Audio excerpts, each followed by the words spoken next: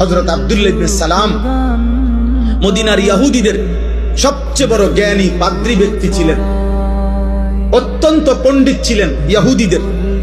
তিনি নবীজি যখন মদিনায় আসছেন, উনি আসছিলেন নবীজির সাথে বিতর্ক করতে, বিভিন্ন আসমানি কিতাবের বিভিন্ন কঠিন কঠিন প্রশ্ন করার জন্য নবীজির সামনে আয়েশা বসছে।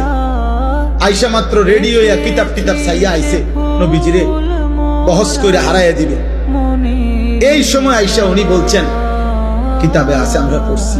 উনি আয়েশা নবীজির সামনে বসছেন, বৈশা উনি নিজেই বলছেন, ফানাজারতু ইলাইহি, আমি মুহাম্মদের চেহারার দিকে তাকাইলাম, কিছুক্ষণ তাকিয়ে থাকলাম, ওয়া তাআম্মালতু, আর তাকিয়ে তাকিয়ে ভাবলাম, কিছুক্ষণ ভাই আমি বুঝলাম, ফাআলিমতু, আমি বুঝলাম, আন্নাহু লাইসা বিওয়াজহিন কাযাবিন, এটা কোন মিথ্যাবাদীর চেহারা হইতে পারে না।